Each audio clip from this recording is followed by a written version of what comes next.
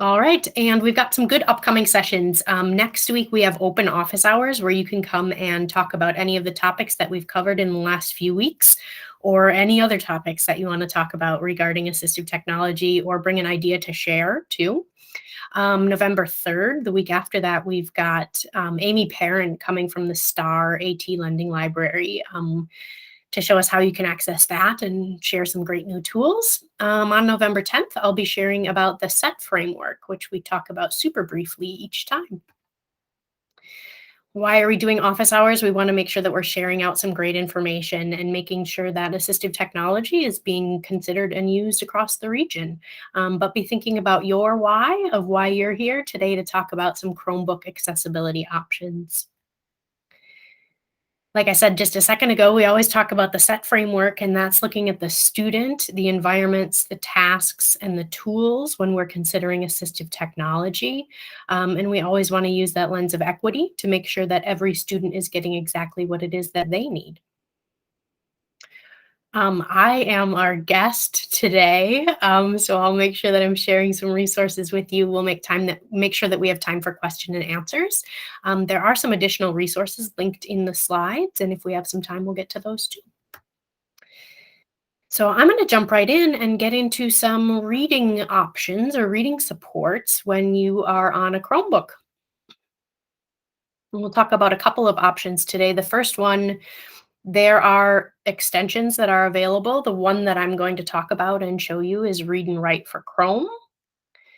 And we will talk about accessibility features, and I'll show you SelectToSpeak. And then there's a bonus one if we have time. We'll come back at the end and look at turning hard copy text into digital text that can then be read aloud using these options, using your phone and Google Drive or Docs. So we're going to start out by watching this YouTube video on reading options. Know that it'll kind of fly through things really quickly. Again, you've got the link to this in your slides, and then in the next slides, we'll kind of walk through those slightly more slowly, but this is just so you can see how that works. So I think I'm going to have to mute myself and click play on this, but feel free to unmute yourselves and tell me if the audio is not working so well. So I'm going to click over here, mute myself, and then we'll watch the video.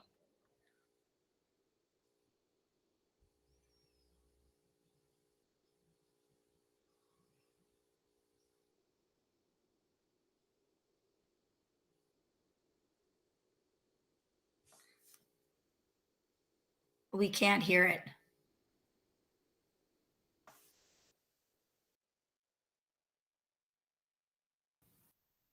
Thanks, Tina. I'm going to try it again, and I'll try unmute it, and we'll see if that'll work. Thanks for the feedback. I'll start the video over again, and hopefully the sound will come through. Favorite options for having text read aloud to you when you're in Google Chrome or on a Chromebook. So the first one I'll show you will work anywhere that you have the Chrome browser open, and that's called Read and Write for Chrome. It lives up here in your extensions bar. It's a Chrome extension, and when you click on that, it'll bring up a toolbar for you. I have a lot of options here, but in the free version, you'll have just the play, pause, and stop. What you do is highlight the text that you want read aloud and click play. What is a tornado? You'll see that it highlights the text as it reads it aloud. You can turn off that toolbar just by clicking the X there. If you don't see this purple puzzle piece for Read and Write for Chrome up here, you can click on this gray puzzle piece for extensions and make sure that the pin next to Read and Write for Google Chrome is turned on. That should be available for every student here in the Duluth Public Schools. Another option for reading text aloud if you're on a Chromebook is this option down here called SelectToSpeak. So what you would do with that one is click on that button down there, then draw a box around whatever it is you want read aloud. A tornado is a narrow, violently rotating column of air that extends from a thunderstorm to the ground. And you can see how that will read the text on the screen aloud to you. You'll notice there are different voices available for each of those. If you don't see this button down here, you can click in the right-hand corner down by the clock, and you'll need to have this accessibility feature there. If that's not there, you click in the settings, scroll all the way down, click on advanced, and then scroll even further down to make sure that accessibility is turned on. So that would be the first step if you're not seeing that accessibility option right here. Once that's there, you can click on accessibility and just make sure that select to speak is selected, and then that option will show up down there for you. So that option is available on a Chromebook. So again, read and write for Chrome is here available anywhere you're using the Chrome browser, and then these accessibility features are available here on a Chromebook. Couple of options for having text read aloud to you. I think close and putting.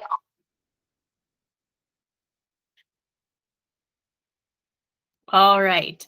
So again, those are a couple of options for reading text aloud on a Chromebook.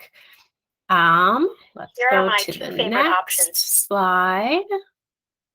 Okay, so the first one that I talked about was read and write for Chrome. So the first thing you'll need to do, which I didn't even mention in the video, is that you'll need to install that extension if it's not already installed. So there's a link here of how you can do that. And just a reminder too that teachers have the free full version, the premium version. So you will get all of those features within that toolbar. The free version just has the text to speech option for things that are written as text. So it has to be coded as text for the free version to be able to read it, as that bullet point says there below. So it won't read things like PDFs or text that's in pictures. So that's just something to be aware of with that option. If you work in the Duluth Public Schools, half of my job is there, and all students there have the free version installed. But what I find when I go in to work with students sometimes is they don't have it pinned. So again, to make sure that they have it pinned is just click on that gray puzzle piece for extensions and make sure that it's pinned so that it shows up in this tray up here. So just something to remember too, if you know that you installed it, but you aren't seeing it on your version too. So again, that was the first one, was read and write for Chrome. That would work in the Chrome browser on a Chromebook, obviously, but also on a desktop computer or a laptop, anywhere where you're running the Chrome browser. The second one that I showed, Select to Speak, will only show up on the Chrome operating system, so like on a Chromebook itself. And again, to use that, you need to turn on those accessibility features on the Chromebook and then turn on Select to Speak, and that will read any text on the Chromebook. What it does is it does OCR, optical character recognition, and so it can take things like pictures or PDFs and turn them into text. One thing to keep in mind is occasionally there are some things that it will read aloud that are embedded as they're coding information. Like it will read the title of something that's embedded in the code rather than just the text. So I'm going to pause for just a minute here. I would love it if anyone would unmute themselves and talk about any experiences you've had using either of these two options, or type something in the chat window too. Any experiences you've had with Read and Write for Chrome or Select to Speak.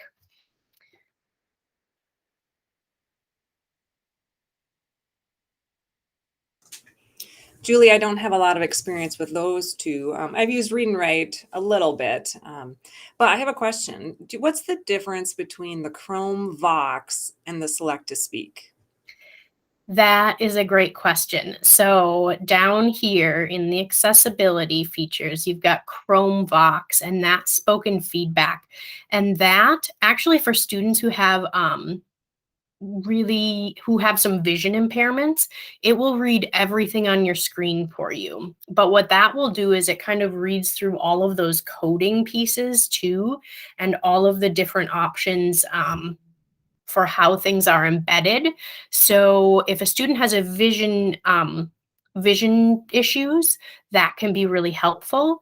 But if it's a student who is just trying to read some text on the screen, it reads things, a lot more of the things that are embedded in the coding than most students would want to be able to see, or rather hear. But feel free to play around with that. I won't turn it on mine because it'll really start talking a lot. But that basically, ChromeVox is a better option for students with significant vision disabilities. Does that make sense, Shannon? Yes, thank you so much. You bet. Yeah, so it'll read all of that navigational stuff too on the screen. So. All right, any other questions or comments about those reading options?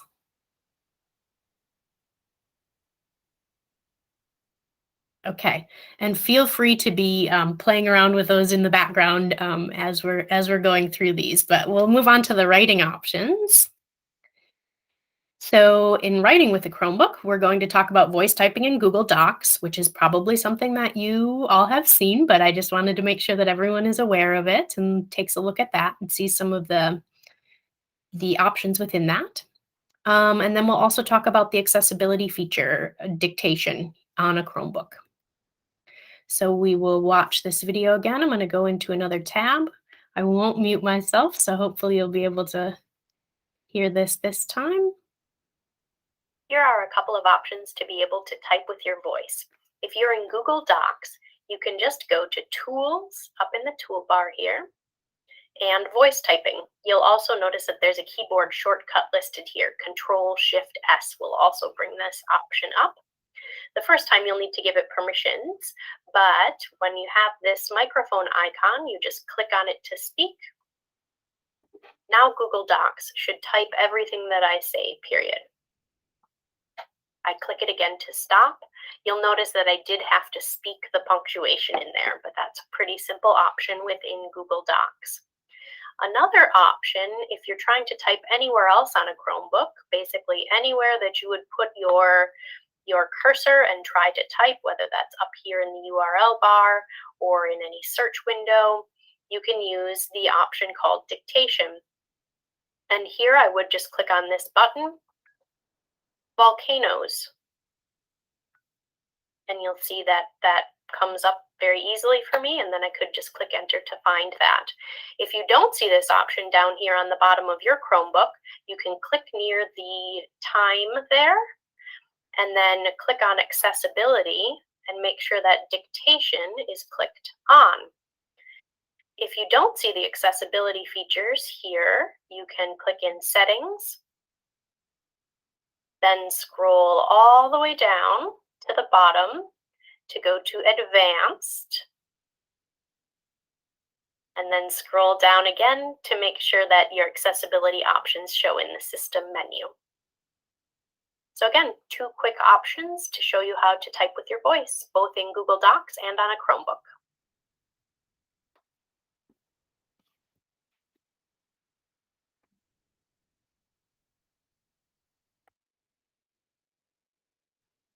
All right. Here are So again, you have the link to that if you want to be able to watch that again, but voice typing in Docs, I know a lot of people have been familiar with that, and it's just such a simple embedded option. Talk about universal design. It's just right in there for anyone who wants to use it. No setup or installation needed. You go into Tools and Voice Typing. That keyboard shortcut of Control-Shift-S now opens my Screencastify extension. So I was playing around with that this morning, trying to uninstall that and see if it would work if I didn't have that installed. But just know that that keyboard shortcut may or may not work for you.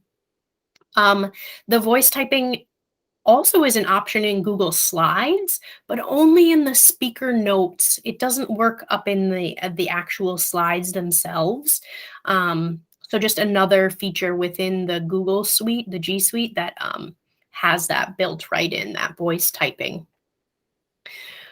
But the nice thing about the dictation option within the accessibility features is that is where you can type anywhere, where you would put your cursor. So that would work if you're making the slides, that would work, you know, in your URL button. It would work just about anywhere where you can put your cursor. Yeah, go ahead, Tina. Have you tried to use the Google Docs and picking up the teacher? Do you think it would be enough speaker to record and lecture? That is a great question. It definitely depends on one, the placement of your microphone.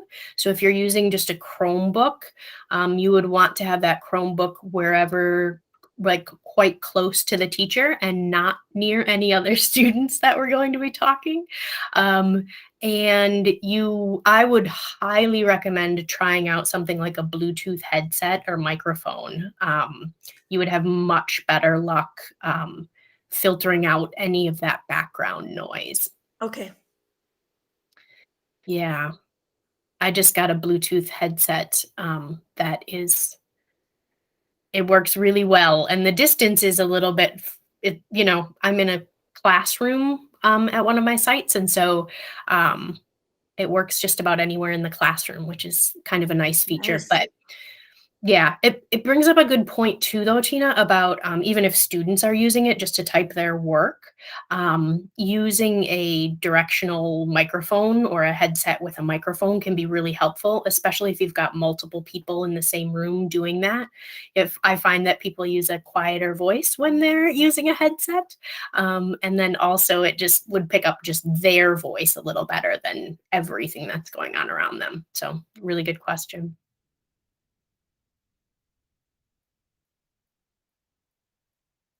All right. Any other options about either voice typing in Google Docs or on the dictation function? Julie Ray, I just want to jump in and say I love both of these features. And I think I may have mentioned this, but my fourth grader last year when we were in hybrid learning used dictation all the time. I showed him that little option just to click on the microphone and he would speak almost all of his assignments. And it was such a successful year for him using that. So I was really glad he was introduced to it.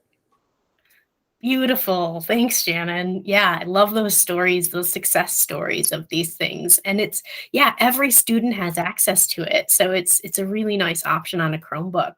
I was in a middle school classroom last week before, and introduced them to some of the text to speech options, the reading options. And it was amazing, you know, even if they didn't have difficulty really reading the text necessarily, decoding it, they still really enjoyed being able to use that. So even if it's not something that's like on a student's IEP, some of the students really enjoy using these options. So nice universal design. Okay, anything else about those? All right, I'll move on to the next piece. We're kind of doing question and answers as we go, so make sure you keep just bringing those up as we go. I won't pause again here, but here's a little bonus one for reading, a way to turn hard copy text into digital text. It does require something like a phone to be able to take a picture of the text. But if you just take a photo of the text and then upload that picture to Drive from your phone, it should just be in your sharing options once you're in that picture. And then sounds good. Thanks, Haley. Then once you're on a Chromebook or a computer, you can go to Google Drive, and I'll show you how to do this. And then what you'll do is, so I took a picture. This is actually from a textbook. I'm going to right click it and click Open With. Whoop. And it's not showing me Google Docs. That's funny. I think because I opened it already with Google Docs. Let's find a different picture.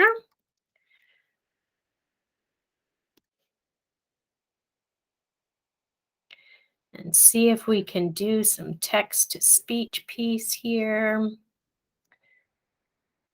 Oop, I'll find a picture, photos and images. Here we go. I have no idea what this text is, but we will see what it turns out to be. So if you go open with and Google Docs, what it does is it does OCR, optical character recognition, and it will turn the text in that photo into text. So you'll see that it puts the picture up at the top, but then what it does is it also puts the text down here, and this is actually as text. So you would be able to take your the tools that we showed before, like Read and Write for Chrome or your SelectToSpeak, and use those options to have the text read aloud to you. Play. Oops. I was clicking too many things. That's what happened there. I had both Read and Write and Chrome's or the text-to-speech option there available. So introduction. History as weapon. So 15. That's how that option could work for you. So just kind of a little bonus thing if you're in a bit of a squeeze and need to turn some hard copy text into digital text. Something to think about though is you want to be aware of the formatting issues. If there's things like tables and text with different formatting issues, you'll run into problems with that. But it's just kind of another little option that you can do that Google Drive and Docs now has built in. Has anyone tried that option before? No, I have not. Okay. Yeah, I use this all the time, Julie. In fact, today I used it and showed another teacher. We had a SPED Forms IEP in PDF, and she wanted to be able to edit it and share it with her team and just do some editing right in Google Docs. So we opened it, and it actually looked pretty good. So it's a nice feature. Beautiful example. Thanks, Shannon. Great. I just wanted to put a slide in here about building content. So if as a teacher you are building content, you want to make it as accessible as possible from the start. And part of that means just making sure that things are embedded as text if you want them to be really accessible as text. Although we now have seen that there are things that will take different formats and turn them into accessible text. So just a few links there of some good resources of how to build some accessible content. I put in here, this first link is a link to the document with the videos that we watched today and just those options. And then this is just a video of that last little bonus option that I showed you how to use. Just a reminder that next week is open office hours. And I'm going to stop sharing my screen, but I will hang around and see if anyone has any questions about the text-to-speech or speech-to-text options here.